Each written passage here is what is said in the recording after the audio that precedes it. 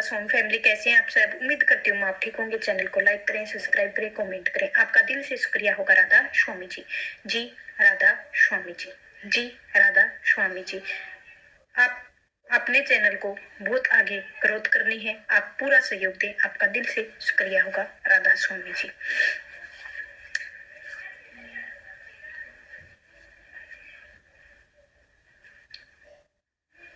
आज हमारे सत्संग में 3 बातें रहेंगी, बड़ी महत्वपूर्ण रहेंगी और कवर किया जाएगा। तीनों बातों के ऊपर आज विचार विमर्श होने वाला है, बड़ा ही गहराई तक। देखो, पहली बात रहेगी दिलों के मैल कैसे साफ करें। दूसरी बात रहेगी गुरु का स्वरूप ध्यान में क्यों नहीं आता है। तीसरी बात रहेगी अहंकार बहुत जल्दी क्यों आ जाता है। तो पहले पर ही हम चलते हैं, दिलों का मैल कैसे साफ करें। देखो, हम सब ने जीवन में कई बार यह अनुभव किया है कि दिल भारी भारी सा लगता है, भीतर कुछ बोझ सा लगता है, जैसे कोई पुरानी बातें, कोई गलतफहमी, कोई चोट, कोई शिकायत जो दिल के आईने पर धूल बनकर चिपक गई हो। दिलों में मेल पड़ी हो, वह कैसे साफ होगी। तो वाणी फरमाते हैं, मन साफ ते हर रूत सुहानी। जब मन साफ हो जाता है तब हर मौसम सुंदर लगने लगता है। जब मन में मैल होती है, ईर्ष्या, द्वेष, लालच, गलत सोच, तब हम गुरु को भी ठीक से नहीं देख पाते हैं। प्रेम भी फीका लगने लगता है। मैल साफ कैसे हो? सिमरन से, सेवा से, अक्षमा से। दोबारा बता रही हूं, सिमरन, सेवा से और अक्षमा से। यह इसलिए दोबारा बताया गया है क्योंकि सिमरन करेंगे तो हमारी आत्मा एकाग्रता पकड़ेगी, सेवा करेंगे तो हमें झुकना सीखेंगे, अगर किसी को अक्षमा करेंगे तो हमारे मन को जो किसी के प्रति सोचकर भावना उत्पन्न होती है, वो हमें रिलीफ मिल जाएगा।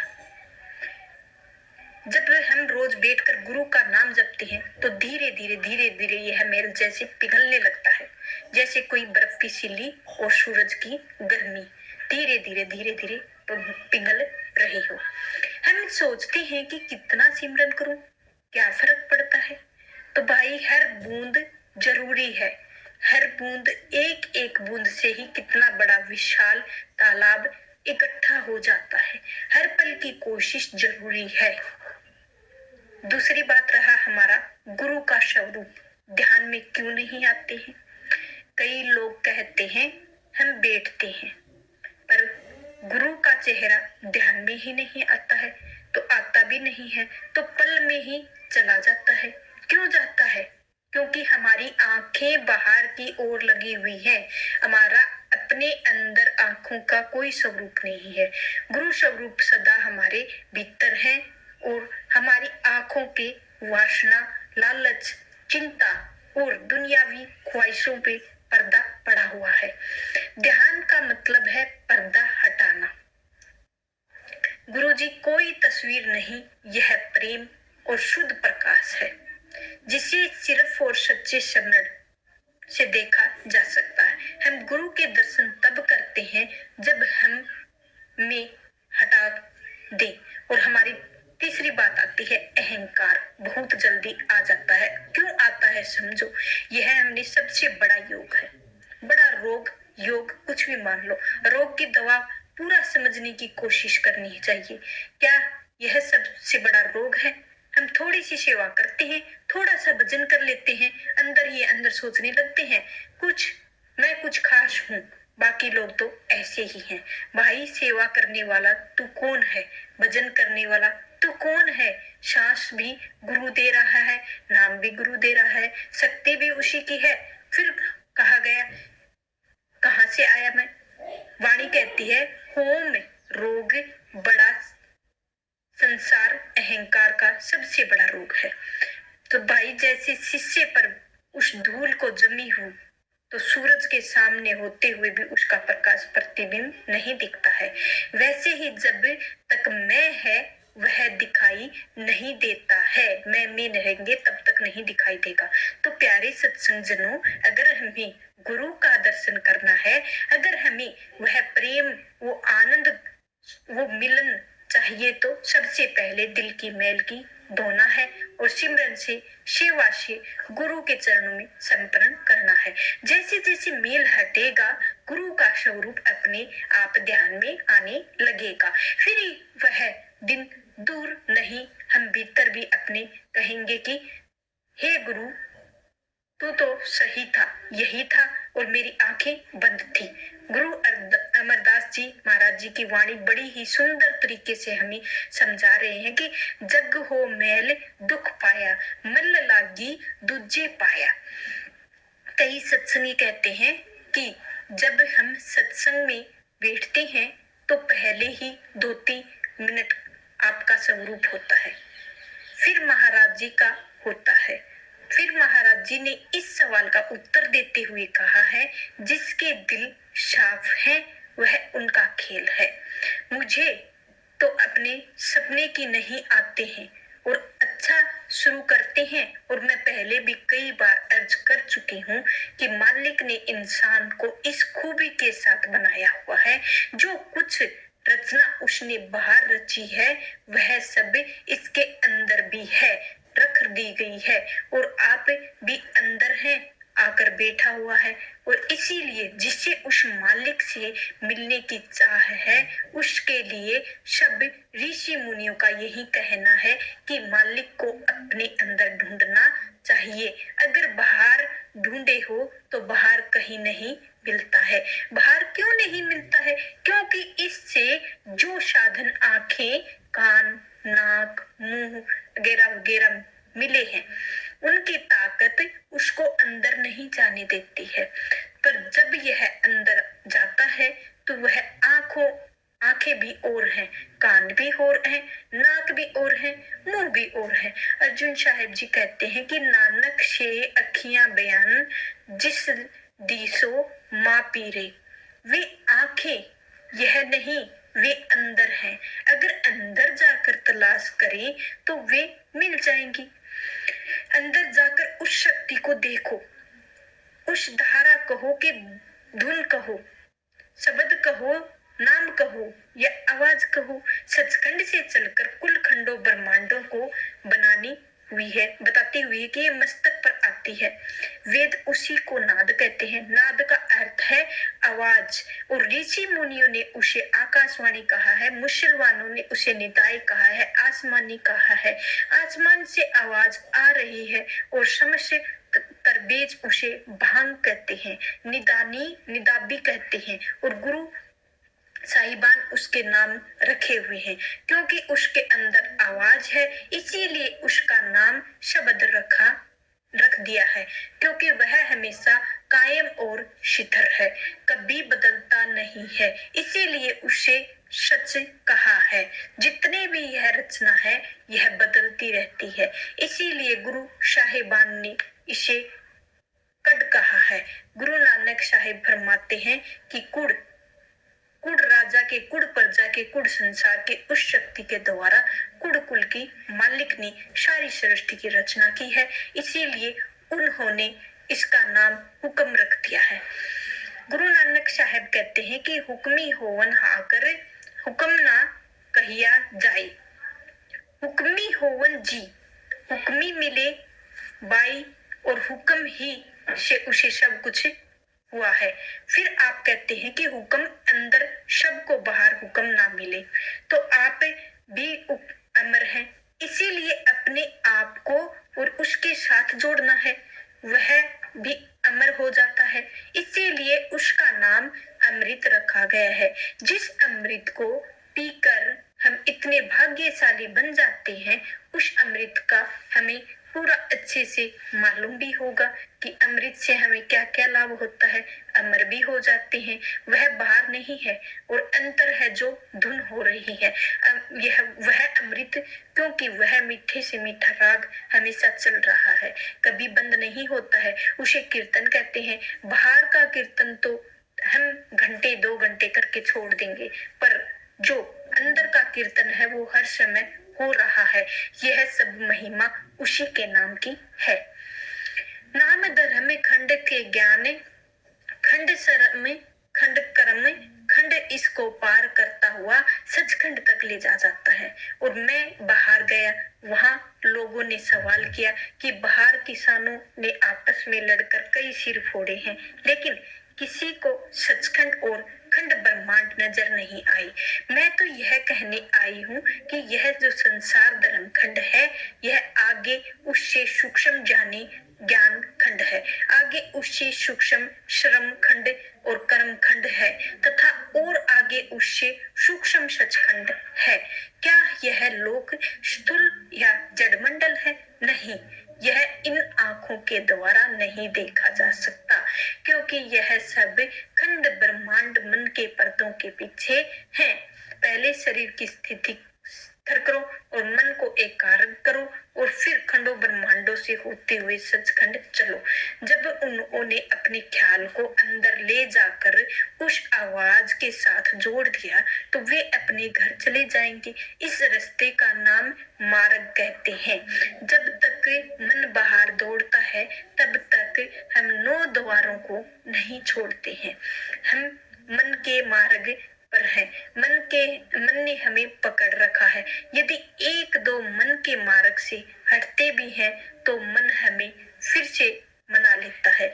यही हजूर स्वामी जी महाराज कहते हैं, आगे पीछे बहु पछतावे और समय पड़े पर होवत चोरा। हमारे नाते रिश्ते चोरियां दुराचार आदि कौन करवाता है? ये मन ही तो करवाता है। मन डाके को डलवाता है, मन ईर्ष्या को करवाता है, और मन सारा संसार मन के अधीन है। यह दूसरा मार्ग मन का है। पहला मार्ग शब्द या नाम का मार्ग है, यानी नाम को पकड़कर सीधे अंदर जाना है, और दूसरा बाहर मन का दुनिया में प्रवृत्त होना है। मन मार्ग है, और मन मार्ग में जो कुछ भी किया उसका फल हमें भोगना पड़ेगा। जो पहले किया उसका फल भी अब भोग रहे हैं, जो आगे करेंगे वह भी आगे भोगेंगे। इस तरह हम फिर से जन्म मरण के दायरे में आ जाते हैं। यहाँ जन्म मरण, वहाँ दुख साथ ही है, और चिंता और भ्रम के साथ हमें यह भी पता नहीं कि 5 मिनट के बाद क्या होने वाला है। जब इंसान नाम जपता है तो उसके होश आता है और उसकी अकल शिथिल हो जाती है। उसे सच और झूठ का पता लग जाता है, उसका भ्रम दूर हो जाता है, और भाग्यशाली जीव इस नाम के मार्ग पर चलता है। और सत्संगी अपनी पहली तुक में फरमाते हैं, जद हो मेल दुख पाया मले लागे दूजे पाई। गुरु साहब ने यह मार्ग हाल बताया है कि जरा सोच विचार करो। गुरु अमरदास जी क्या कहते हैं कि आप सारे संसार की आत्माएं अपनी अंशी अर्थात नाम को छोड़कर मन के दायरे को जाकर इंद्रियों के रास्ते बाहर निकालकर दुनिया आ गई है, और आत्मा को यह पता न रहा कि उसका पति कौन है, और वह नहीं जानते। वह सतनाम का अंश है, सतलोक आए हुए हैं। मन के कहे उसके दुनिया के जितने भी काम किए हैं, वह मैली ही परतें चढ़ती गई हैं। आंखों से देखना है और मैल को चढ़ गई है। जो दुनिया की बातें कानों से सुनी है, मैल चढ़ गई है। दुनिया के चर्चे किए हैं, वो मैल चढ़ गई है। मैल इकट्ठी करते करते हम कर रहे हैं। नहीं जीव मारकर इंसान के बाद फिर इंसान बने हैं, नहीं तो नहीं बने।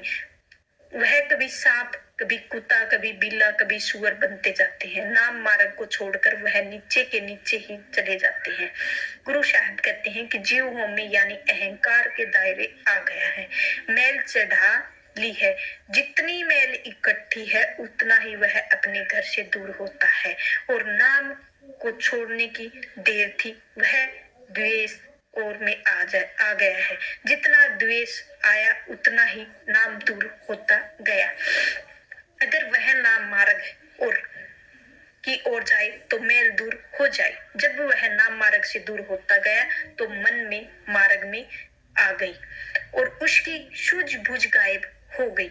हजूर महाराज जी फरमाया करते थे, एक बड़ा सुंदर लैंप हो और उस पर एक बारीकी कपड़ा रख दिया जाए तो पर्दा बन जाता है। उसे देखकर लोग कहेंगे रोशनी साफ नजर नहीं आती है। उसके ऊपर मोटी खद्दर की एक और पर्दा चढ़ा दिया जाए तो प्रकाश कम हो जाएगा। फिर टाट का एक ही पर्दा चढ़ा दे तो फिर रोशनी कम हो जाएगी। जिस प्रकार कमरे में जाए तो पता नहीं चलेगा लैंप है भी या नहीं भी। जो जो पर्दे उतरते जाएंगे प्रकाश उतना ही प्रकट होता जाएगा। यही हाल हमारी रूह का है। कितनी सुंदर मिसाल देते हैं। यही हाल हमारी रूह का है। जैसे जैसे यह नीचे आती गई है और इस पर्दे पर चढ़ती गई है। पहले इसने कारण अपने देह लिया और फिर जब यह सवाल माया में आई तो एक और पर्दा सूक्ष्म देह का ले लिया। जब यह बाहर आई तो एक और देह का धारण कर लिया। जैसे जैसे नीचे आती गई उसका प्रकाश मंद होता गया। इसीलिए जब संसार में जितने भी काम हम करते हैं उसी तरह जिस तरह कोई अंधा टटोल रहा हो, पढ़ाई करते हैं पर यह नहीं जानते कि पास होंगे या नहीं होंगे। जब तक पास नहीं होते डर रहता है वह कहीं फेल ना हो जाए। किसान खेती करता है, बीज बोते हैं, जब तक फसल घर पर ना आ जाए तो उसको सोच बनी रहती है, फिक्र रहती है कि दाने आते हैं या नहीं आएंगे। तो जो होमे के दायरे में आ गया वह दुख के दायरे में आ गया। जिसने नाम नहीं छोड़ा द्वेष नहीं आया, दुख के देश में नहीं आया। जैसे हमारी सरहद है तो लकीरें ही इस तरह है, पैर जैसे हमारी सरहद है लकीरें ही इस तरह पैर रखें और अपना देश है उस तरफ पैर रखें जिससे तो पराया देश है। तो हर तरफ सुख सुख है और दुख दुख भी है। अगर नाम के साथ प्यार करेंगे तो उसमें ठहर सकेंगे, नहीं तो आत्मा मन के दायरे में उतरी और दुख के देश में आ गई। आंखों से ऊपर नाम मार्ग है, आंखों के नीचे मार्ग, ऊपर सुख का देश है, नीचे दुख का है। अगली कड़ी में फरमाते हैं, मल होम में दोती किए ना उतरे जैसो तीर्थ नाई। अब लोग मैल को उतारने का क्या क्या यत्न करते हैं। अगर मनुष्य पंडितों के वश में आ गया तो उन्होंने किसी जाप में लगा दिया, तीर्थों की ओर भेज दिया, आओ तीर्थ स्नान करते हैं। लेकिन पानी पापों का मैल नहीं उतार सकता, वह तो सिर्फ शरीर का मैल दूर कर सकता है। पापों का मैल नामों के द्वारा उतरता है और यही गुरु नानक साहेब कहते हैं कि हाथ पैर तन दे पानी ताते उतर से खे है। साधारण धूल मिट्टी उतरनी हो तो पानी से उतर जा सकती है। और फिर कहते हैं कि मूत प्लेत कपड़े होए दे साबुन ले तोई। तो अगर कपड़े को ज्यादा मेल लग जाए तो पानी के साथ साबुन लगाने से निकल पाता है। पर ये मत पापा के संग जो पापों की गहरी मेल, वह तो पहनावे के रंग नाम के द्वारा धोई जा सकती है। जब तक जीव शब्द के साथ नहीं जुड़ता है पापों की गहरी मेल नहीं धुल सकती है। इस मेल को उतरने का लोग जो भी कोई दूसरा उपाय करते हैं वह मन मार्ग में है। गुरु नानक साहेब भी कहते हैं कि जप और तप संजम सदिये तीर्थ किचे वास पुण्य दान चिरांगनिया बिन सच्चे किया तास। जप कर लो, ताप कर लो, दान पुण्य कर लो, तीर्थ कर लो, स्वयं धारण कर लो, मैल नहीं जाएगी। कितने भी अच्छे कर्म कर लो, यह मन मैल नहीं उतर सकती। जब तक आत्मा अंदर जाकर आवाज अथवा नाम की धुन को नहीं पकड़ती है, मैल नहीं उतरती है। वह कौन सा नाम है जो गुरु अमरदास साहब कहते हैं कि नाम ही ते सब कुछ होमे, और सतगुरु नाम ना जापे। वह नाम लफ्ज नहीं है, वह एक ताकत है। सब ताकत शक्तियां उसी में से निकलती हैं। अगली कड़ी में फरमाते हैं, बहुविधि कर्म कमवा दे और दोनी मल लागी आई। गुरु साहब कहते हैं कि इन आप बाहरी उपायों से मेल उतरती तो दूर रही और बढ़ती जाती। अगर मनुष्य पाठ करता रहा है तो ख्याल बाहर बाहर रहा है। अगर तीर्थों में गया तो मन बाहर आ रहा है। इस प्रकार यह जितने भी उपाय या नियम है, सब बाहर रखने वाले ही हैं।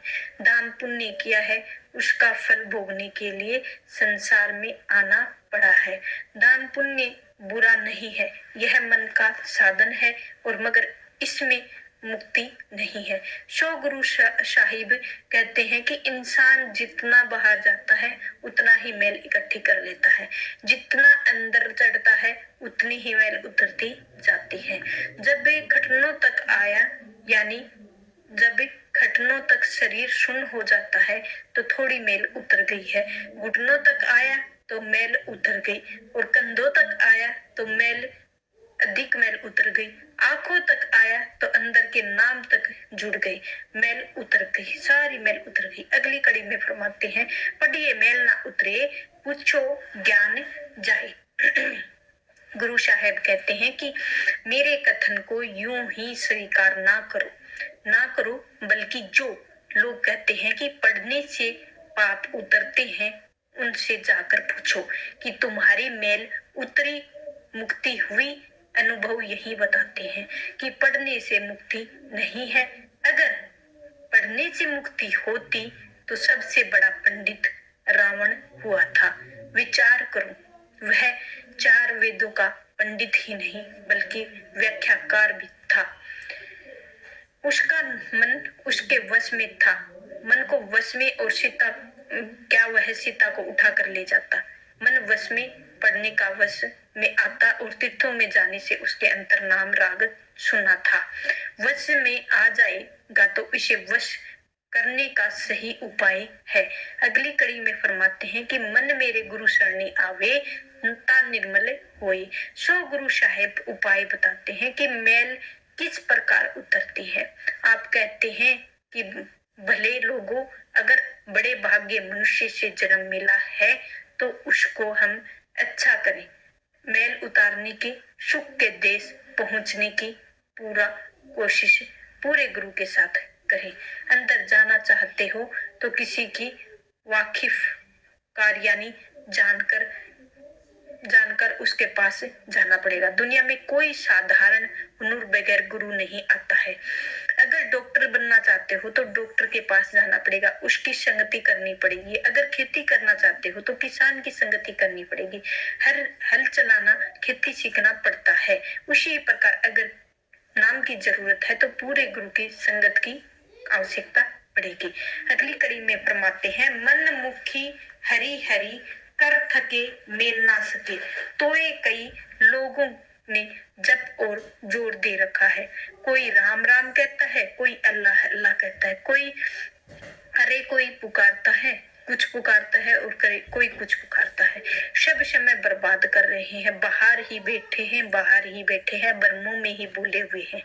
इस तरह मन की मेल नहीं उतरती है।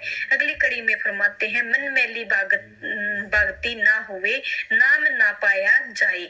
मन को मजमून यानी विषय चल रहा है, उसकी व्याख्या कर रहे हैं। गुरु साहेब कहते हैं कि जब तक मन मैला है तब तक परमात्मा का प्रेम किस तरह आ सकता है। यह दोनों की चीजें एक ही स्थान पर नहीं समा सकती हैं। तो मालिक का प्यार और दुनिया का प्यार, दिल तो एक ही है।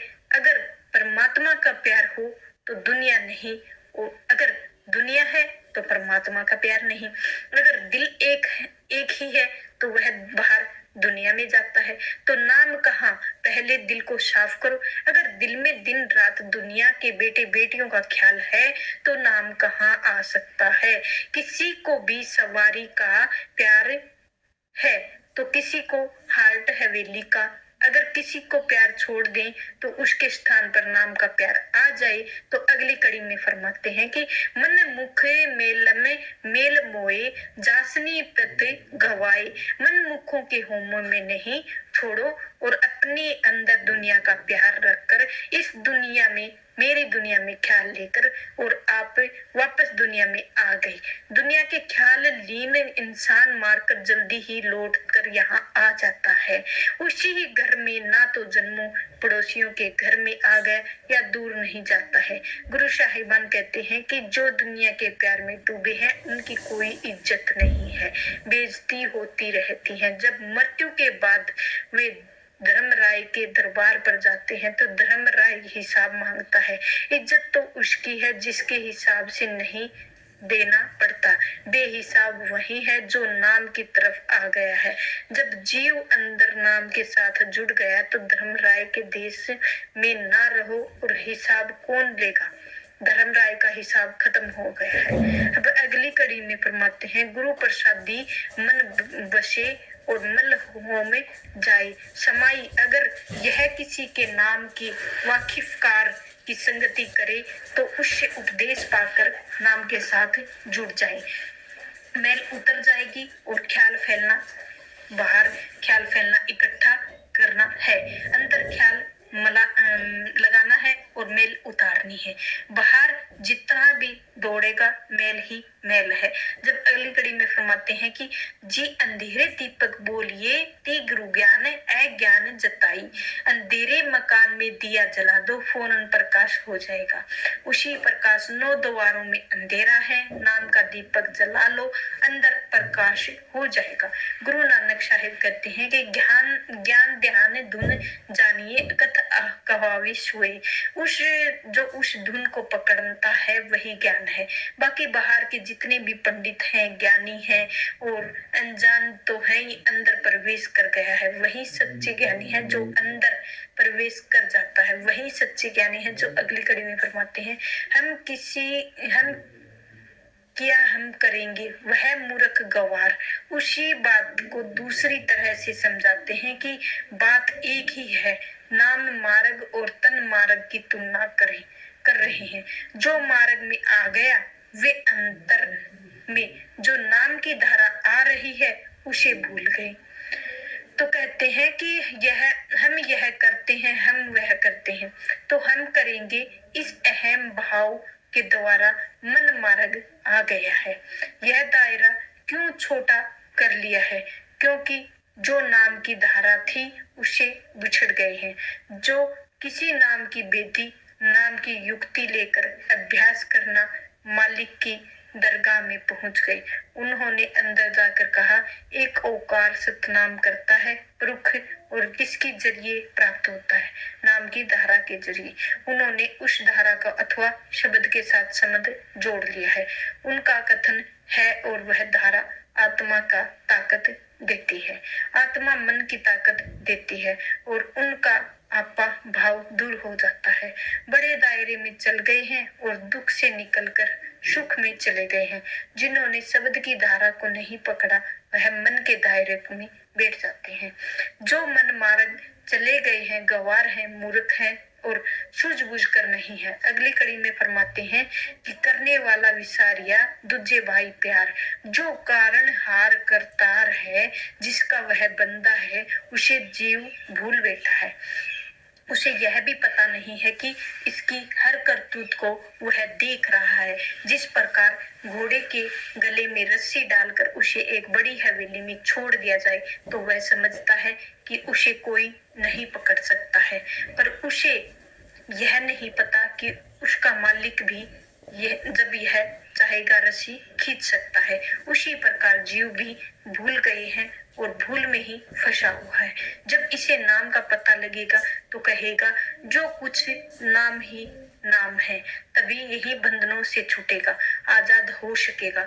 गुरु साहिब कहते हैं कि यहाँ पर द्वैत के प्यार में फंसकर जिसके साथ संबंध हमें जोड़ना है उसके साथ संबंध तोड़ बैठा है। बड़ी गलती तो ये है कि अगली कड़ी में फरमाते हैं, माया जेवड़ दुख नहीं और बहुत थके संसार।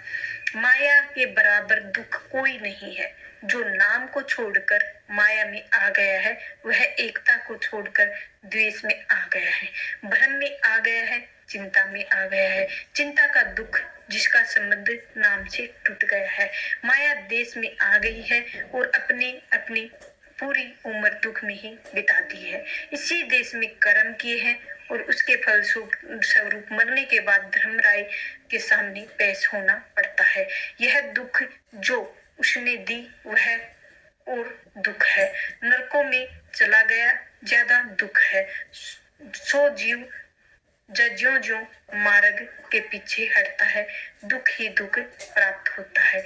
लड़ाई झगड़े क्या तो सब गांव में चिंता नहीं। अगर पुलिस आ गई तो दुख होता है, अगर जज के सामने पेश होना पड़ा तो दुख होता है, जेल कोठरी में डाल दिया जाए तो दुख होता है, जेल की लंबी सजा हो जाए तो दुख होता है, जब जेल भोग कर घर आया तो घर वाले कहते हैं जेल से आया है, यह भी दुख होता है।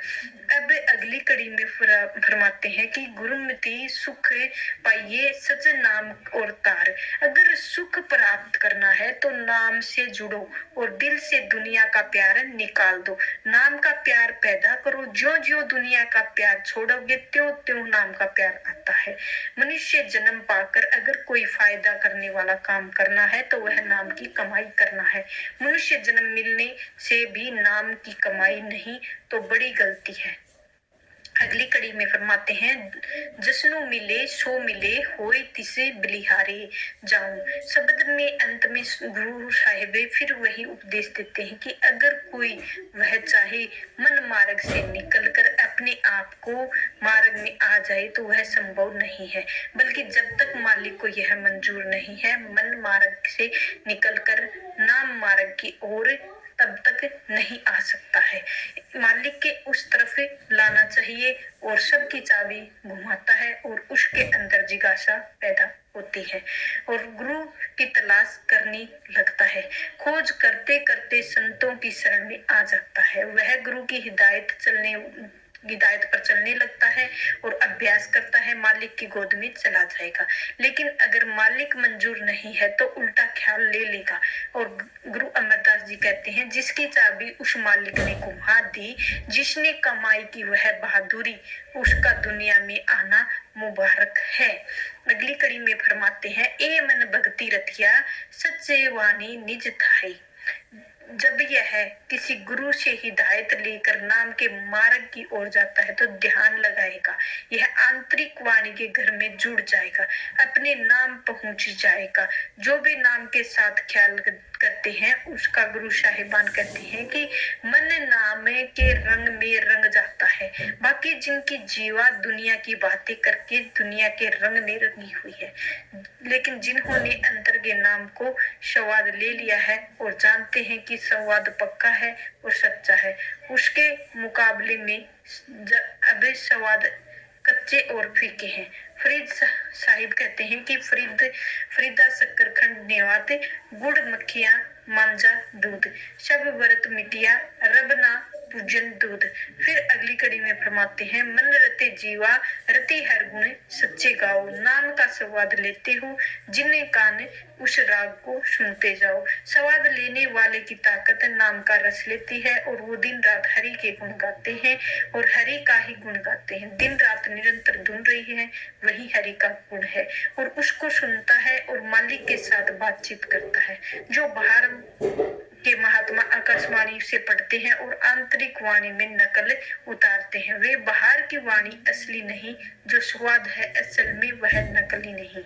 अब सारा सत्संग फरमाते हुए अंत में कड़ियों में फरमाते हैं, नानक नाम बिसरे सच्चे माहे समा। श्री गुरु अमरदास जी कहते हैं कि ए मालिक मुझ पर कृपया कर और मेरा ध्यान उस रात के और उस नाम के साथ लगा दे।